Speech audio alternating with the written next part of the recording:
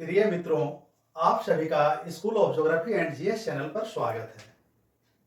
आइए आज हम लोग Jharkhand public service commission JPSC, जिसकी 7वीं जेपीएससी परीक्षा होने जा रही है, इसके सिलेबस पाठ्यक्रम के बारे में चर्चा करते हैं। किसी भी एग्जामिनेशन की प्रिपरेशन से पहले उसके सिलेबस को जानना बहुत ही जरूरी होता है, क्योंकि जब तक हम सिलेबस को नहीं जानेंगे तब तक यह नहीं समझ पाएंगे कि हमें क्या पढ़ना है और क्या नहीं पढ़ना है। किसी भी परीक्षा को आज पास करने के लिए एक रणनीति स्ट्रेटजी की जरूरत होती है और इसके लिए भी हमें तैयारी करने से पहले एक स्ट्रेटजी बनाने की जरूरत है। इस परीक्षा को कई हमारे मित्र पहली बार दे रहे होंगे, किन्हीं के पास समय कम होगा, तैयारी बहुत जल्द शुरू किए होंगे। बहुत सारे ऐसे भी हैं जो पहले भी दे चुके हैं, लेकिन चूंकि यह परीक्षा काफी लंबे अंतराल के बाद हो रही है, इसलिए एक बार उनके लिए भी सिलेबस का विस्तृत अध्ययन कर लेना बहुत जरूरी है। सिलेबस के अध्ययन करने के बाद ही हम समझ पाएंगे कि क्या नहीं पढ़ना है, और जैसे ही हम यह जान लेते हैं कि क्या नहीं पढ़ना है, तब हम वहां एक सफल रणनीति बनाने में लग जाते हैं और तब क्लियर हो जाता है कि पढ़ना क्या है। और इसके लिए हमें सिलेबस पाठ्यक्रम को समझना बहुत जरूरी है। सिलेबस को जब हम पढ़ते हैं तब हमें यह पता चलता है कि उनमें किन किन बिंदुओं पर प्रकाश डालने की जरूरत है। हमसे गलती यह हो जाती है कि जैसे ही परीक्षा की तिथि घोषित होती है, फॉर्म निकलता है, फॉर्म भरते हैं और बाजार में बहुत सारी पुस्तकें हैं, उसको उठाते हैं, तैयारी करना शुरू कर देते हैं। यही पहली गलती हो जाती है। जबकि सबसे पहले एक बार नहीं, कई बार, बार बार सिलेबस को बहुत ध्यानपूर्वक पढ़ने की जरूरत है, उसे अंडरलाइन करने की जरूरत है, और साथ में पहले जो परीक्षाएं हुई है उनके प्रश्न पत्रों को भी देखने की जरूरत है कि किस किस भाग से किस प्रकार के प्रश्न पूछे गए हैं और किस प्रकार के बिंदुओं को वहां बार बार टच किया गया है, उनसे प्रश्न आते रहे हैं। तो इसलिए सबसे पहले हमें सिलेबस को जानने की जरूरत है।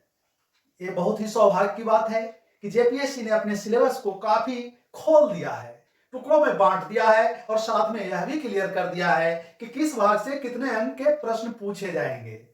क्योंकि इसके कारण सिलेबस देखने में तो लंबा लगता है, लेकिन पहली बार जब सिलेबस को हम खोलते हैं, तोड़ते हैं, तो बड़ा होता है, और जब बड़ा करते हैं तब पता चलता है कि एक ही बातें कई जगह पर है, कई रूपों में लिखी हुई है, और अगर उसे हम समझ जाते हैं तब लगता है कि यह तो बहुत आसान है, बहुत छोटा है, और इसे हम आसानी से कम दिनों में ग्राह्य कर सकते हैं, सीख सकते हैं, जान सकते हैं और परीक्षा में सफल हो सकते हैं। इसलिए सिलेबस को पहले तोड़ना चाहिए, खोलना चाहिए, उसका विस्तार करना चाहिए, और जब ये काम हम कर लेते हैं, उसे बार बार पढ़ लेते हैं, तब हमारे लिए परीक्षा में पास करना आसान हो जाता है, हम सफल हो जाते हैं। तो आइए सबसे पहले हम परीक्षा के पैटर्न को समझते हैं और उसके बाद उसके पाठ्यक्रम सिलेबस को एक एक कर देखते हैं, उसके एक एक बिंदु को देखते हैं कि कहां से किस प्रकार के प्रश्न पूछे जाएंगे। तो यहां हम देख रहे हैं परीक्षा के चरण। आम सिविल सर्विसेज अन्य राज्य की जो है या यूपीएससी की तरह यहां भी कई चरणों में यह परीक्षा आयोजित की जाती है। सबसे पहला है प्रारंभिक चरण, प्रारंभिक परीक्षा पीटी, प्रीलिम्स टेस्ट, और दूसरा भाग मुख्य परीक्षा मेंस का है। पहले चरण में प्रारंभिक परीक्षा में हम केवल पास होते हैं, सफल होते हैं, और अंतिम रूप से उसके अंक जो अंतिम रूप से परीक्षा परिणाम घोषित किया जाता है, रिजल्ट घोषित किया जाता है, उसमें शामिल नहीं किया जाता है, जोड़ा नहीं जाता है। मुख्य परीक्षा के दो भाग यहां देख रहे हैं, एक लिखित परीक्षा, रिटन परीक्षा, जो जेपीएससी में 1050 अंक का 6 पेपर के रूप में होता है, और दूसरा भाग इसका है इंटरव्यू, जो 100 मार्क्स का होता है, और अंतिम परिणाम में इसके नंबर जोड़े जाते हैं। इसके बारे में हम लोग मुख्य परीक्षा के बारे में अलग से चर्चा करेंगे। आइए सबसे पहले देखते हैं प्रारंभिक परीक्षा पीटी के बारे में, इसके पाठ्यक्रम के बारे में। तो प्रारंभिक परीक्षा पीटी में दो पेपर होते हैं, जिसे जीएस जनरल स्टडीज पेपर 1 और जनरल स्टडीज पेपर 2 के नाम से जाना जाता है। ये सारी परीक्षाएं दोनों पेपर की एमसीक्यू मल्टीपल चॉइस क्वेश्चन के रूप में होते हैं। 4 विकल्प दिए जाते हैं और दोनों पेपर की स्थिति यही होती है, फर्स्ट पेपर और सेकंड पेपर, दो पेपर में एमसीक्यू के रूप में रहता है और इसका कोई निगेटिव मार्किंग नहीं होता है। इसलिए बहुत ही ज्यादा स्ट्रेस लेने की जरूरत नहीं है, दबाव में आने की जरूरत नहीं है, आप सारे प्रश्नों को अटेम्प्ट कर सकते हैं। ये प्रश्न जो होते हैं प्रत्येक पेपर में, फर्स्ट पेपर में भी 100 क्वेश्चन होंगे और सेकंड पेपर में भी 100 क्वेश्चन होंगे और कुल 200 क्वेश्चन का परीक्षा लिया जाएगा। ये कितने नंबर के होंगे, अंक कितने होंगे? तो पहला पेपर 100 प्रश्न होगा, वो 200 अंक का होगा, अर्थात प्रत्येक प्रश्न 2 नंबर का होगा और ये 200 अंक का होगा। और दूसरा पेपर, सामान्य अध्ययन का दूसरा पेपर, यह भी होगा 200 अंक का, अर्थात 100 क्वेश्चन और प्रत्येक क्वेश्चन 2 मार्क्स का। समय 2 घंटे का निर्धारित है दोनों पेपर के लिए। पहले पेपर के लिए 2 घंटा और दूसरे पेपर के लिए भी 2 घंटे का समय निर्धारित है। अब प्रश्न पत्र जो हमें मिलेंगे, तो पहला paper, first paper general studies का, वो सामान्य अध्ययन का होगा। सामान्य अध्ययन जिसमें इतिहास, भूगोल, पॉलिटिकल सिस्टम, इकोनॉमिक डेवलपमेंट, यानी कई भाग मिलकर बनेंगे। ये जनरल स्टडीज सामान्य अध्ययन के रूप में होगा। और दूसरा पेपर जो होगा 100 क्वेश्चन 200 मार्क्स का 2 घंटे का, वो झारखंड के सामान्य अध्ययन से संबंधित प्रश्न पत्र होगा। इस तरह से हम लोगों ने परीक्षा के पैटर्न को देखा कि 2 पेपर पीटी में होंगे, प्रारंभिक परीक्षा में एमसीक्यू के रूप में होगा, 200 मार्क्स, 200 क्वेश्चन रहेगा, प्रत्येक क्वेश्चन 2 नंबर का, और एक 400 मार्क्स का होगा। एक पेपर सामान्य अध्ययन के रूप में और एक पेपर जो केवल झारखंड से संबंधित होगा, झारखंड सामान्य अध्ययन के रूप में होगा। कोई इसके निगेटिव मार्क्स नहीं काटे जाएंगे, इसलिए आप तनाव रहित होकर परीक्षा दे सकते हैं। अब हम लोग देखेंगे सामान्य अध्ययन में कौन कौन से भाग से प्रश्न पूछे जाएंगे और उसके बाद झारखंड सामान्य अध्ययन में यानी सेकंड पेपर में किन किन भागों से प्रश्न पूछे जाएंगे। एक एक कर अलग अलग देखेंगे और तब बाद में देखेंगे कि इसकी तैयारी करने के लिए हमें कैसे पढ़ना है और क्या क्या पढ़ना है, जिससे कि हम कम समय में अधिक जानकारी अधिक दिनों तक अपने दिमाग में रखें और पूरी तरह से कंफर्म कर लें कि हमें पास ही पास होना है। साथ में तैयारी को इस तरह से करना है कि पीटी की परीक्षा पास करने के बाद हमें मुख्य परीक्षा भी पास करनी है। अर्थात केवल पीटी की तैयारी नहीं होती है, तैयारी मुख्य परीक्षा की होती है और मुख्य परीक्षा की तैयारी के साथ साथ अपने आप पीटी की भी तैयारी हो जाती है। तो इस रणनीति को कैसे समझें, कैसे हमें तैयारी करना है, इसको साथ में हम लोग लेकर चलेंगे। तो आइए देखते हैं सामान्य अध्ययन के पहले प्रश्न पत्र में क्या क्या पूछा जाता है। पहले पेपर सामान्य अध्ययन में कुल लगभग 8 भाग में हमारा पाठ्यक्रम सिलेबस बटा हुआ है। इसमें सबसे पहला और महत्वपूर्ण भाग है भारतीय इतिहास। भारतीय इतिहास से कुल 15 प्रश्न पूछे जाएंगे और सभी प्रश्न 2 नंबर के होंगे, अर्थात 30 मार्क्स के क्वेश्चन पूछे जाएंगे। अब ये प्रश्न कहां से आएंगे? तो प्राचीन भारत वाले भाग से।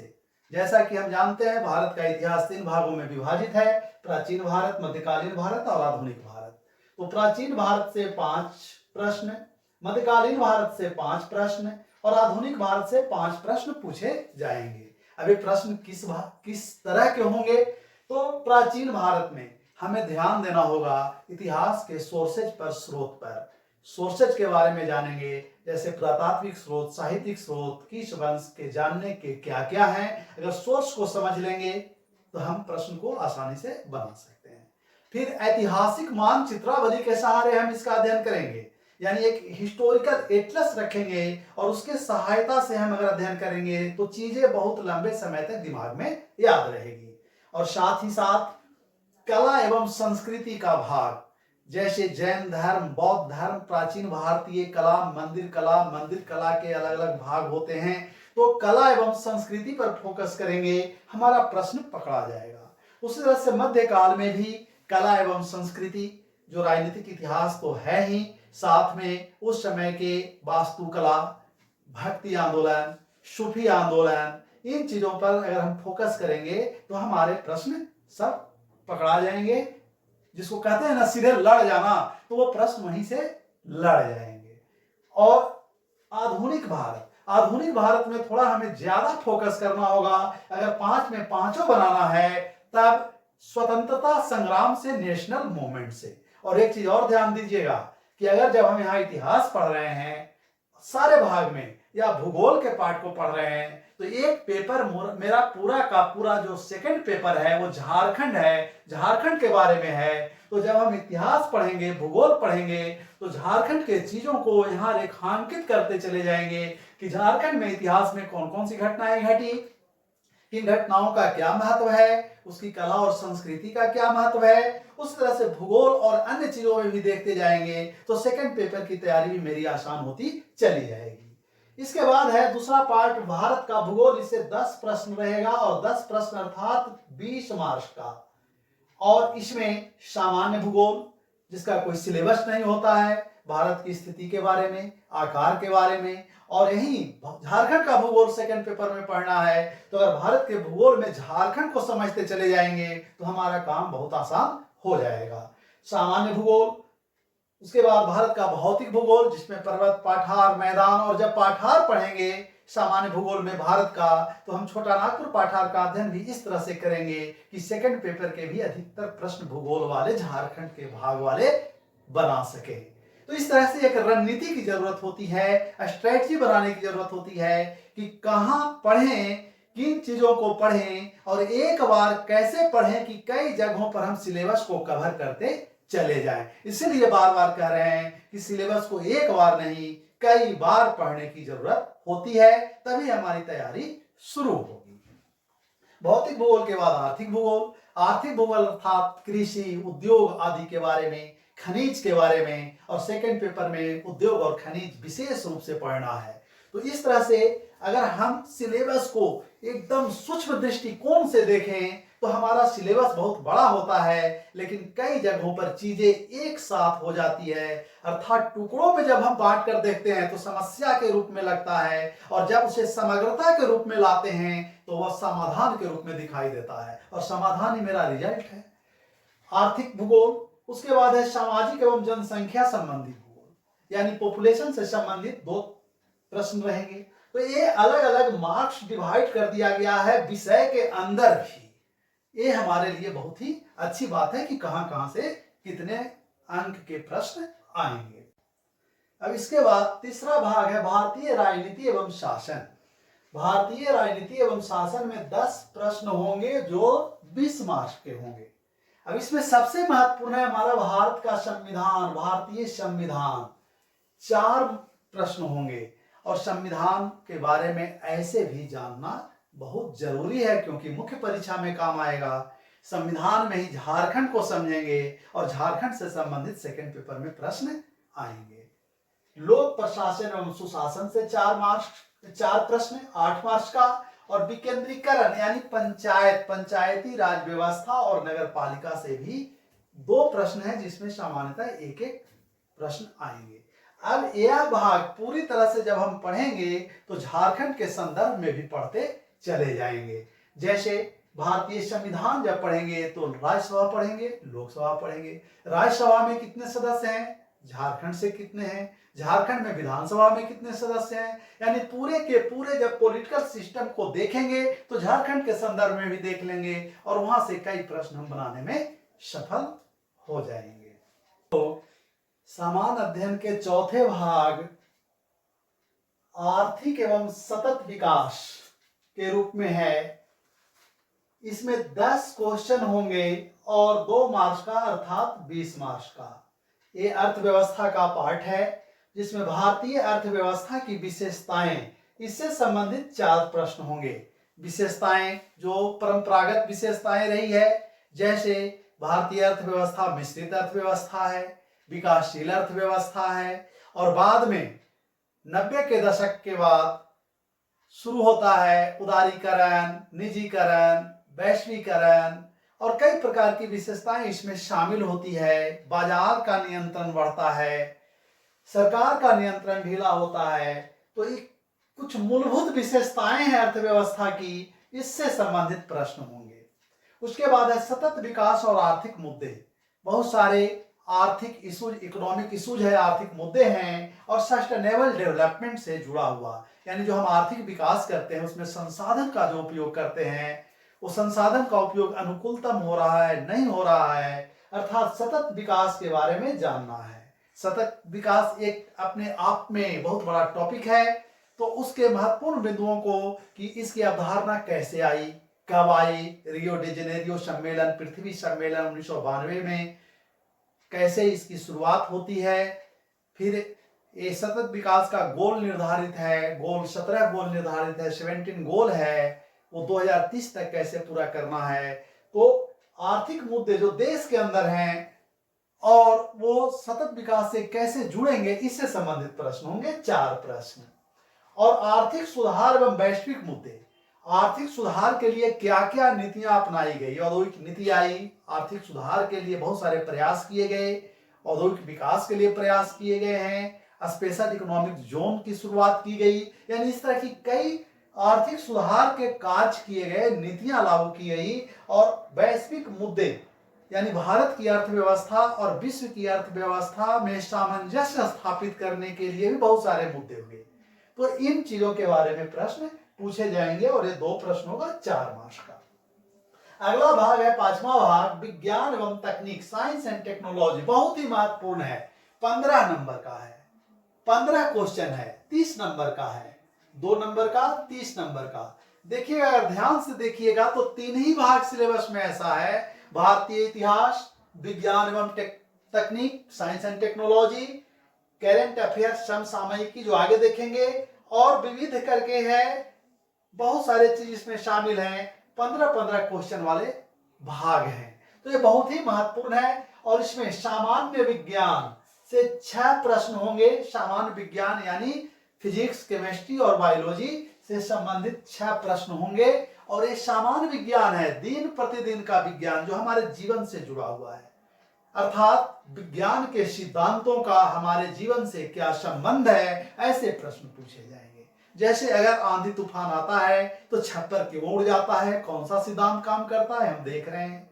हम अगर ट्रेन में बैठे हैं तो खिड़की और दरवाजे से हवा क्यों आती है, किस सिद्धांत पर काम कर रहा है, इस तरह के प्रश्न पूछे जाएंगे। तो जो आम जीवन से जुड़ा हुआ चीज है, प्रैक्टिकल लाइफ से, वो सामान्य विज्ञान में प्रश्न पूछे जाएंगे, अर्थात एप्लीकेशन का पार्ट। साइंस का एप्लीकेशन ही टेक्नोलॉजी है, और एप्लीकेशन का पार्ट ही सामान्य विज्ञान में पूछे जाएंगे। तो एग्जाम्पल पर ध्यान देना है अगर हम तैयारी कर रहे हैं उस समय। कृषि और प्रौद्योगिकी विकास, कृषि के विकास के लिए किन किन टेक्नोलॉजी का डेवलपमेंट हो रहा है, क्या क्या डेवलपमेंट हो रहा है, उससे संबंधित प्रश्न पूछे जाएंगे, और ये बहुत ही महत्वपूर्ण है, 6 प्रश्न होंगे। सूचना एवं संचार प्रौद्योगिकी, इंफॉर्मेशन टेक्नोलॉजी से प्रश्न होंगे, 3 प्रश्न होंगे, और ये भी बहुत ही महत्वपूर्ण है। साइंस एंड टेक्नोलॉजी में इंफॉर्मेशन टेक्नोलॉजी, चाहे वो सैटेलाइट टेक्नोलॉजी हो, मिसाइल टेक्नोलॉजी हो, कंप्यूटर टेक्नोलॉजी हो, सुपर कंप्यूटर टेक्नोलॉजी हो, तो इन सारे चीजों से प्रश्न पूछे जाएंगे। यानी हमको टारगेट सिलेबस के आधार पर निकाल लेना है कि कहां कहां से पूछे जा रहे हैं, और वहीं हिट करना है। और अगर इस तरह से हम टू द पॉइंट स्टडी करते हैं, अध्ययन करते हैं, तो सफलता निश्चित मिलनी ही मिलनी है। अब देखिए, यहां एक पार्ट है झारखंड। झारखंड का इतिहास, भूगोल, संस्कृति आदि से संबंधित प्रश्न होंगे, और 10 प्रश्न होंगे। सेकेंड पेपर ध्यान रखिएगा पूरी तरह से झारखंड पर आधारित है, और इस पेपर में भी 10 प्रश्न झारखंड से संबंधित होंगे, यानी झारखंड से कुल 110 प्रश्न होंगे। यहां यह ध्यान देना है कि 110 प्रश्न झारखंड से केवल हो रहे हैं। अब विविध, विविध में 15 है, बहुत ही महत्वपूर्ण है। तो इस विविध में क्या है, खेलकूद, झारखंड खेलकूद में काफी अग्रणी है, तो झारखंड से संबंधित प्रश्न खेलकूद के यहां भी होंगे, और झारखंड वाले पार्ट में भी होंगे। खेलकूद, पुरस्कार, व्यक्तित्व, अंतरराष्ट्रीय संगठन जैसे WTO, UNO, गरीबी, पर्यावरणीय मुद्दे जैसे अभी सतत विकास की बात कर रहे थे, आपदा प्रबंधन, इस तरह से कई मुद्दे हैं जो विविध के रूप में हैं, और उससे 15 नंबर के प्रश्न होंगे। करेंट अफेयर्स से 15 नंबर के होंगे, तो करेंट अफेयर्स को हम कैसे पढ़ेंगे, ये सारी चीजों को एक एक कर हम लोग अगले वीडियो में भी देखेंगे। करेंट अफेयर्स से सामान्यतः वही प्रश्न पूछे जाते हैं जो पिछले 1 साल 1.5 साल में घटनाएं घटी है और किसी महत्वपूर्ण विषय का वह भाग होने जा रहा है। जैसे कृषि संबंधी कानून संसद ने बनाया, करेंट अफेयर्स है। उसके खिलाफ विद्रोह हुए, आंदोलन हुए, किसानों का विद्रोह हो रहा है, आंदोलन कर रहे हैं, तो ये करेंट अफेयर्स का मुद्दा है। लेकिन वो संसद द्वारा कानून बनाया गया, कृषि कानून बनाया गया, तो वह प्रश्न आपके भारत के संविधान वाले पार्ट में भी जाकर पूछा जा सकता है। तो इस तरह से कुछ महत्वपूर्ण चीज किस विषय से कोरिलेट हो रहा है वहां भी ध्यान देने की जरूरत है। और अगर इस तरह से हम तैयारी करेंगे, सिलेबस को सामने रखकर, पहले पूछे गए प्रश्नों को सामने रखकर, तब हम देखेंगे कि सिलेबस बहुत ही आसान कर देता है हमको तैयारी करने में, और अधिक से अधिक प्रश्नों को हम पकड़ सकते हैं और उसका उत्तर दे सकते हैं। तो इस तरह से पहले पेपर जनरल स्टडीज सामान्य अध्ययन में 8 क्षेत्रों में बटा हुआ हमारा सिलेबस है। और अब इसके बाद हम लोग सबसे महत्वपूर्ण जो परीक्षा के लिए यानी पीटी क्रैकिंग सेकंड पेपर है झारखंड से संबंधित, उसको देखेंगे। जेपीएससी के दूसरे प्रश्न पत्र जो प्रारंभिक परीक्षा में पूछा जाएगा वह झारखंड समान ज्ञान, झारखंड समान अध्ययन से संबंधित होगा, अर्थात पूरे 100 प्रश्न 200 नंबर का झारखंड से संबंधित होगा। यह भाग भी, प्रश्न पत्र भी कई भागों में विभाजित है और प्रत्येक खंड में अलग अलग निर्धारित कर दिया गया है कि किस किस भाग से कितने प्रश्न पूछे जाएंगे। तो अगर उन बिंदुओं को ध्यान में रखकर हम तैयारी करेंगे, अधिक से अधिक प्रश्नों का उत्तर बना सकते हैं। जैसे सबसे पहला खंड है झारखंड का इतिहास। झारखंड का इतिहास, इससे संबंधित कुल 8 प्रश्न पूछे जाएंगे और 8 प्रश्न जो 16 नंबर के होंगे में एक एक खंड से एक एक प्रश्न होंगे और जातीय पंचायत से 2 प्रश्न होंगे। इसमें मुख्य रूप से नाम तो है झारखंड का इतिहास, लेकिन यहाँ ध्यान देना होगा कि यह जनजातीय प्रशासन व्यवस्था से संबंधित प्रश्न पूछे जाएंगे।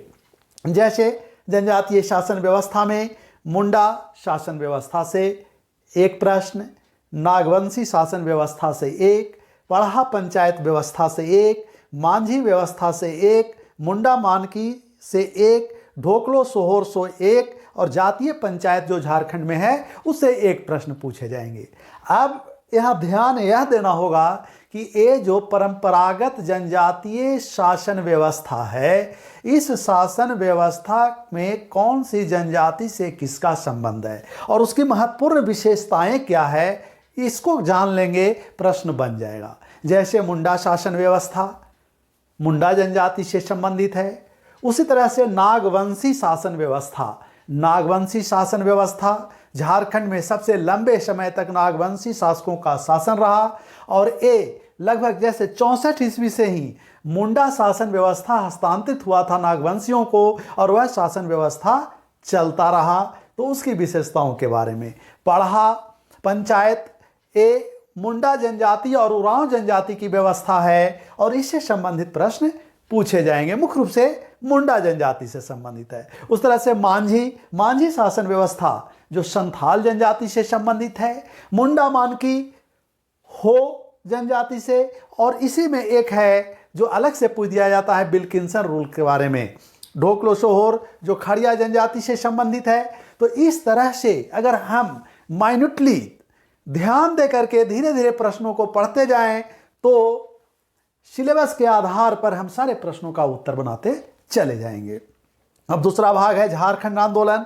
इससे 7 प्रश्न रहेंगे और ये 7 प्रश्न जो रहेंगे वो भी झारखंड के सदान। अब देखिए, झारखंड आंदोलन नाम है, लेकिन यहाँ कंफ्यूज होने की ज़रूरत नहीं है। झारखंड आंदोलन में क्या पढ़ना है, झारखंड के सदान जो यहाँ के मूलवासी थे, जनजातियों के अतिरिक्त उन्हें कहा गया है, यानी गैर आदिवासी मूलवासी। तो सदानों की संस्कृति होगी, झारखंड के सदान से संबंधित होगा। फिर है झारखंड के आदिवासी। देखिए एक प्रश्न लिखा गया है, लेकिन क्या झारखंड के बारे में अगर 100 प्रश्न हो और केवल एक आदिवासी से हो तो ये संभव नहीं है, बल्कि आदिवासियों की संस्कृति, समाज, प्रशासनिक व्यवस्था सबको अलग अलग कर दिया गया है। यहाँ केवल आदिवासी से सामान्य प्रश्न, जैसे झारखंड में कितने प्रकार की आदिवासियाँ पाई जाती है, अर्थात जनजातियाँ 32 है, उसमें से कुछ आदिम जनजाति है, सबसे अधिक जनसंख्या वाली कौन है, कौन जनजाति किस क्षेत्र में पाया जाता है, तो इस तरह के सामान्य प्रश्न के लिए यह एक प्रश्न है 2 मार्क्स का। झारखंड के स्वतंत्रता सेनानी, ध्यान दीजिएगा, स्वतंत्रता सेनानी से एक प्रश्न और झारखंड के विभूति से 2 प्रश्न, अर्थात एक प्रश्न स्वतंत्रता सेनानी से होगा, लेकिन क्या स्वतंत्रता सेनानी विभूति नहीं है, वो विभूति में भी है। इस तरह से दोनों मिल करके 3 प्रश्न बन जाते हैं, अलग अलग पढ़ने की जरूरत नहीं है, एक साथ पढ़ेंगे और 3 प्रश्न का उत्तर बना सकते हैं। उस तरह से अब है झारखंड आंदोलन एवं राज्य गठन। झारखंड एक नया राज्य है, बिहार से अलग हुआ, 15 नवंबर 2000 ईस्वी में बना। तो ये बनने का जो आंदोलन चला, झारखंड अलग निर्माण हुआ, तो झारखंड राज्य का गठन कैसे हुआ, इससे संबंधित महत्वपूर्ण घटनाएं, महत्वपूर्ण व्यक्ति और झारखंड के बनने में कौन कौन सी संस्थाओं संगठनों का निर्माण हुआ, उससे संबंधित प्रश्न पूछे जाएंगे। उस तरह से अब तीसरा खंड है झारखंड के विशिष्ट पहचान से संबंधित, इससे 5 प्रश्न होंगे। तो विशिष्ट पहचान क्या होगा, आदिवासी बहुल राज्य है और यहाँ सामाजिक उनकी स्थिति, राजनीतिक स्थिति, सांस्कृतिक स्थिति, धार्मिक विशिष्टता आदि से संबंधित एक एक प्रश्न और 2 प्रश्न पूछे जाएंगे। अब चौथा भाग है वह झारखंड का लोक साहित्य, नृत्य, संगीत, वाद्य यानी वाद्य यंत्र, दर्शनीय स्थल एवं आदिवासी संस्कृति से संबंधित है और यह 5 प्रश्नों से बना है। इसमें 5 प्रश्न पूछे जाएंगे और ये प्रश्न लोक साहित्य से एक रहेगा। लोक साहित्य में नागपुरी लोक साहित्य, खोरठा, हो, ये सारे जितने साहित्य हैं उससे संबंधित प्रश्न होंगे। उस तरह से पारंपरिक कला और नृत्य से एक, लोक संगीत एवं वाद्य यंत्र से एक, दर्शनीय स्थल चाहे वह प्राकृतिक हो, ऐतिहासिक हो, दर्शनीय स्थल से एक, आदिवासी समाज से संबंधित जाति, प्रजाति यानी रेस, जिसमें प्रोटोआस्ट्रेलॉइड मुख्य रूप से है, कुछ मंगोलॉइड, निग्रोइड भी हो सकते हैं, यानी प्रजातियों से किन किन प्रजातियों का मिश्रण किन जनजातियों में पाया जाता है, उनकी क्या विशेषताएं हैं, उससे संबंधित एक प्रश्न पूछा जाएगा। जैसे पूछा जाएगा निग्रोइड तत्व किस प्रजाति में पाया जाता है, उराव में किस प्रजाति के तत्व पाए जाते हैं, इस तरह के प्रश्न पूछे जाएंगे। फिर 5वां भाग है यह झारखंडी साहित्य एवं साहित्यकार से संबंधित है, यानी झारखंड में चाहे वो नागपुरी साहित्यकार हों, हिंदी साहित्यकार हों या किसी अन्य जनजातीय भाषा से संबंधित साहित्यकार हों, उनकी रचनाओं से संबंधित प्रश्न पूछे जाएंगे और ये 5 मार्क्स के होंगे। उस तरह से झारखंड के प्रमुख शिक्षण संस्थान यानी यूनिवर्सिटी, विश्वविद्यालय के बारे में, रांची विश्वविद्यालय की स्थापना कब हुई, वर्तमान में रांची विश्वविद्यालय का नाम अगर बदला गया होगा तो उसके बारे में, तकनीकी संस्थान है, टेक्निकल इंस्टीट्यूट है, इंजीनियरिंग कॉलेज हैं, पॉलिटेक्निकल संस्थान हैं, तो कई तरह के शिक्षण संस्थान हैं, उनके बारे में प्रश्न पूछे जाएंगे और ये आपके 3 प्रश्न होंगे 6 मार्क्स के। 5 प्रश्न साहित्य एवं साहित्यकार से, 3 शिक्षण संस्थान से और एक महत्वपूर्ण भाग है झारखंड में खेलकूद से संबंधित प्रमुख स्टेडियम, खेल के केंद्र, जो पहले खिलाड़ी हो चुके अंतर्राष्ट्रीय स्तर के, राष्ट्रीय स्तर के और वर्तमान में हैं, जैसे मुख्य रूप से क्रिकेट से संबंधित हैं, तीरंदाजी से संबंधित हैं, हॉकी से संबंधित हैं, फुटबॉल से संबंधित हैं। तो इन खिलाड़ियों के बारे में कहाँ के हैं, क्या इनकी उपलब्धि रही, इस तरह से प्रश्न यहाँ झारखंड के खेलकूद में पूछे जाएंगे। फिर झारखंड में भूमि संबंधी कानून, ये बहुत ही महत्वपूर्ण है और 100 प्रश्न जो झारखंड से होगा उसमें सबसे अधिक 12 प्रश्न केवल इस खंड से होगा। इससे आप समझ सकते हैं कि इसके बाद दूसरा है वो झारखंड का इतिहास है, उसमें 8 प्रश्न है। तो सबसे अधिक कानून, भूमि कानून, 8 इतिहास, 12, 8, 20। तो सबसे अधिक इससे है, इसलिए इस भाग को ठीक से देखना है। इसमें ज़्यादा परिवर्तन नहीं होता है। एक बार भूमि संबंधी कानून में परिवर्तन किया गया है, संशोधन लाया गया, वापस लाया गया, इसके बारे में जानना है क्या परिवर्तन आया, वापस गया। और इसमें मुख्य रूप से देखिए 2 है, CNT, छोटा नागपुर काश्तकारी अधिनियम, छोटा नागपुर टेनेंसी एक्ट। 5 प्रश्न इससे रहेंगे। और SPT Santhal Pargana tenancy act. छोटा नागपुर काश्तकारी अधिनियम कब आया, जैसे 1908 में आया। ये कितने अध्याय में है, पहले अध्याय में बटा हुआ है, 19 अध्याय है। फिर ये धाराओं में विभिन्न आर्टिकल अनुच्छेद में बटा हुआ है, तो कितने अनुच्छेद में है। इसके महत्वपूर्ण अनुच्छेद कौन कौन है, जैसे मान लिया जाए कि सबसे महत्वपूर्ण अनुच्छेदों को अगर चिन्हित कर लेंगे, 46 जैसे है, 71 है, तो अगर इस तरह से चिन्हित कर लेंगे महत्वपूर्ण को, तो हम आसानी से ये 12 प्रश्न को पकड़ सकते हैं। उस तरह से संथाल परगना काश्तकारी अधिनियम 1949 में आया। इसमें कितने अनुच्छेद हैं, धाराएं हैं, अगर इसको ठीक से देख लेंगे तब हम 12 प्रश्न बना सकते हैं। और ये आप लीड ले सकते हैं इस सेक्शन में, क्योंकि इसमें ज़्यादा परिवर्तन नहीं होता है। इसकी भाषा कठिन है और समझने की ज़रूरत है।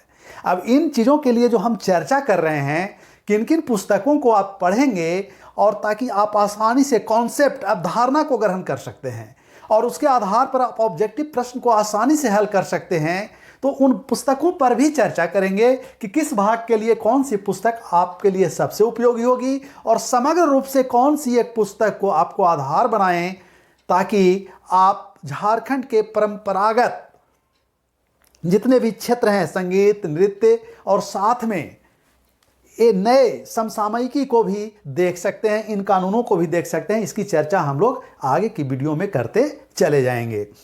संथाल परगना एक्ट और छोटा नागपुर एक्ट से 10 प्रश्न हो गए, और 2 प्रश्न पड़ोसी राज्यों के जमीन संबंधी कानून से संबंधित हो गए, जैसे बिहार, ओडिशा, उत्तर प्रदेश आदि में किस प्रकार का कानून लागू है, उससे संबंधित बहुत कम पढ़ने की जरूरत है, मेन पॉइंट पढ़ने की जरूरत है, और 2 प्रश्न वहां से हम बना सकते हैं। सेकेंड पेपर JPS CPT में 9वें खंड में 1947 यानी आज़ादी के बाद से राज्य में आर्थिक विकास के इतिहास से संबंधित 10 प्रश्न होंगे। यानी जमीन संबंधी कानून के बाद सबसे ज़्यादा महत्वपूर्ण भाग आपका है आर्थिक विकास के इतिहास से संबंधित। इसमें हम अगर झारखंड में उद्योगों के विकास के इतिहास को, कौन उद्योग कब लगा, किधर लगा, किन परिस्थितियों में लगा, और कच्चा माल कहाँ से आता है, अगर औद्योगिक विकास के इतिहास को देख लें, और महत्वपूर्ण उद्योग जैसे लोहा इस्पात उद्योग, बॉक्साइट से संबंधित एल्युमिनियम उद्योग, तांबा से संबंधित उद्योग, इन चीज़ों को देखें तो हम अधिकांश प्रश्न इसके बना सकते हैं। उसके बाद है झारखंड में औद्योगिक नीति। औद्योगिक नीति के साथ साथ पुनर्वास और विस्थापन नीति भी जुड़ा हुआ है, अर्थात औद्योगिक नीति, पुनर्वास और विस्थापन नीति को साथ में देखते हैं तो इससे 6 प्रश्न पूछा जाता है। झारखंड राज्य बनने के बाद औद्योगिक नीतियाँ लागू हुई, पुनर्वास की नीति पहले भी बनी थी, लेकिन नई नीति बनी है, तो उसे देखना होगा। और झारखंड के प्रमुख उद्योग, कौन उद्योग कहाँ हैं, किस चीज़ से संबंधित है, अगर प्रमुख उद्योगों को देख लेंगे तो 5 प्रश्न उससे है। यानी कि सिलेबस को बहुत ही अच्छे तरीके से डिफाइन कर दिया गया है, और अगर हम सही तरीके से इसको देखकर और सही तथ्य को पढ़ें, सही पुस्तक का सिलेक्शन कर लें और स्टडी मटेरियल को पॉइंट आउट करें, उससे शॉर्ट नोट्स बनाते जाएं, तो मुझे परीक्षा में पास होने में कोई समस्या नहीं लगती है, दिखाई दे रही है। झारखंड के प्रमुख योजनाएं, प्रतिवर्ष योजनाएं लागू होती है, कुछ केंद्र सरकार की योजनाएं लागू है, राज्य सरकार की योजनाएं लागू है, जैसे बिरसा मुंडा के नाम पर कई योजनाएं हैं, वनों से संबंधित कई योजनाएं लागू है, जनजाति विकास से संबंधित योजनाएं लागू है, तो सारी योजनाओं को जो महत्वपूर्ण है और उसकी क्या विशेषता है, कब लागू हुआ, उसको ध्यान में रखकर पढ़ना होगा। झारखंड में जंगल प्रबंधन एवं जीव जंतु संरक्षण से संबंधित 5 प्रश्न होंगे। ये महत्वपूर्ण भाग है। झारखंड नाम ही पड़ा जंगलों से, जंगल के कारण ही झारखंड इस क्षेत्र का नाम पड़ा, तो ये जंगल से प्रश्न होंगे, यानी वन कितने प्रतिशत पर है, कौन सा वन किधर है, वनों के प्रकार, वनों पर किस प्रकार से अधिकार है, यानी प्रशासनिक व्यवस्था, वनों के उत्पाद, मुख्य उत्पाद, गौण उत्पाद, और वहाँ रहने वाले जीव जंतु तथा उसके संरक्षण के लिए वन्य जीव अभयारण्य है, नेशनल पार्क है। तो इन चीज़ों को अगर हम ध्यान में रखकर पढ़ते हैं तो 5 प्रश्न हम बना सकते हैं। आगे है पर्यावरण संबंधी तथ्य। पर्यावरण यानी पर्यावरण से संबंधित समस्याएं और जलवायु परिवर्तन से संबंधित समस्याएं झारखंड के संदर्भ में क्या क्या है उसको देखने की जरूरत है। 7 नंबर का प्रश्न है, यानी पर्यावरणीय मुद्दे 7 प्रश्न है। 14 नंबर बहुत ही महत्वपूर्ण है। पर्यावरण, जब हम जंगल, वन और जीव जंतु संरक्षण पढ़ेंगे, साथ में पर्यावरण जुड़ जाएगा और दोनों हम एक साथ देख सकते हैं और 7, 5, 12 मार्क्स को एक साथ कवर कर सकते हैं। अब आगे है आपदा प्रबंधन। आपदा प्रबंधन यानी झारखंड की प्रमुख आपदाएं, जैसे जंगलों में आग लगना, कारण क्या है, हाथियों का आक्रमण, उसका कारण क्या है, वज्रपात राज्य के किन किन क्षेत्रों में होता है, थंडरिंग, ये महत्वपूर्ण एक प्रमुख आपदा है झारखंड का। तो इन चीज़ों को रोकने के लिए क्या क्या उपाय किए गए हैं, कम करने के लिए क्या क्या उपाय किए गए हैं, भूकंप प्रभावित झारखंड के सर्वाधिक प्रभावित क्षेत्रों में कौन सा क्षेत्र है, सूखे की समस्या किन किन क्षेत्रों में आती है, खनन से संबंधित आपदाएं होती है। तो आपदाओं को चिन्हित करेंगे और चिन्हित करने के बाद उनके समाधान के लिए क्या उपाय किए गए हैं इसको देखेंगे। तो यह 5 नंबर का 5 प्रश्न है, 10 नंबर का 5 प्रश्न। और अंत में देख रहे हैं समसामयिकी झारखंड से संबंधित।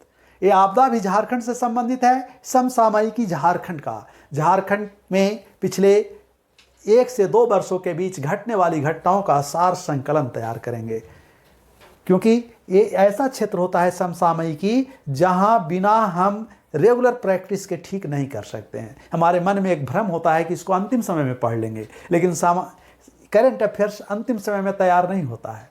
इसके लिए प्रॉपर वे में एक नोटबुक बनाना होता है। अलग अलग कैटेगरी में हम नोटबुक में बांट देंगे कि अलग अलग क्षेत्र से संबंधित, जैसे खेलकूद से संबंधित समसामयिकी, ये अंतर्राष्ट्रीय राष्ट्रीय जो घटनाएं घटती है उससे संबंधित अलग अलग कैटेगरी बना लेंगे, और तब उसको हम जब पॉइंट आउट करेंगे तब सारे के सारे प्रश्न को हम बनाने में सफल हो सकते हैं। और करंट अफेयर्स को अगर हम ढंग से पढ़ेंगे तो यह कहाँ जाएगा, इकोनॉमिक्स का प्रश्न पकड़ाएगा। कहाँ जाएगा, तो करंट डेवलपमेंट जो हो रहे हैं अलग अलग क्षेत्र में, पॉलिटिक्स में जो घटनाएं घट रही है वहाँ के प्रश्न को पकड़ सकते हैं। तो ये बहुत ही महत्वपूर्ण है समसामयिकी। इसको 1 सप्ताह और 5 दिन में तैयार नहीं किया जा सकता है, बल्कि इसे एक कैटेगरी वाइज बना करके तैयार किया जा सकता है। इस तरह से विविध तथ्य, अर्थात वैसे तथ्य, वैसे चीज़ जो छूट गए, किसी पार्ट में नहीं आए, उनसे संबंधित प्रश्न पूछ दिए जाते हैं। जैसे पुरस्कार कहीं झारखंड का दिखाई नहीं दे रहा होगा, इस तरह के प्रश्न। जैसे कुछ महत्वपूर्ण घटनाएं घटती है उसके बारे में प्रश्न पूछ दिए जाते हैं। तो ऐसे प्रश्न को विविध तथ्य के रूप में 7 प्रश्न ऐसे चिन्हित किए गए हैं, क्षेत्र जो किसी में नहीं रख सकते हैं वहाँ यहाँ लाया गया है। तो इस तरह से हम लोगों ने इस पूरे वीडियो के माध्यम से झारखंड पब्लिक सर्विस कमीशन के प्रारंभिक परीक्षा की सिलेबस पर चर्चा किए और यह देखे कि परीक्षा की तैयारी तभी पूरी तरह से हम कर सकते हैं और बिल्कुल निश्चित सफलता के लिए कर सकते हैं जब हम सिलेबस को टू द पॉइंट पढ़ें, 2 बार पढ़ें, 4 बार पढ़ें, फिर चीज़ों को एक दूसरे से मिलाएं कि एक ही बातें कई जगहों पर है। और जब हम इस तरह से करके एक समेकित अध्ययन करेंगे, इंटीग्रेट कर देंगे पूरे सिलेबस को, तब हम देखेंगे कि यह सिलेबस तो बहुत छोटा है और आप में आत्मविश्वास पैदा होगा और आप अधिक से अधिक प्रश्नों को बनाने में सफल होंगे। हम लोग वीडियो के अगले भाग में सबसे पहले यह देखने का प्रयास करेंगे कि चूंकि परीक्षा के दृष्टिकोण से एक कैसी रणनीति बनाएं, अर्थात किन किन चीज़ों को पढ़ें, किन पुस्तकों को पढ़ें, कैसे नोट्स बनाएं, कितना समय पढ़ें, पढ़ने का तरीका क्या हो, इस पर एक छोटा वीडियो देखेंगे। और उसके बाद तब सबसे पहले झारखंड के पेपर को और उसके बाद सामान्य अध्ययन के पहले पेपर पर एक एक टॉपिक वाइज हम लोग वीडियो का निर्माण करेंगे और देखते चले जाएंगे। आप अगर पहले मेरे चैनल को सब्सक्राइब नहीं किए हैं तो इसे सब्सक्राइब करें, शेयर करें, लाइक करें, और अगर आपको कोई सुझाव देना हो तो कमेंट्स में अवश्य लिखा करें। बहुत बहुत धन्यवाद। Thank you.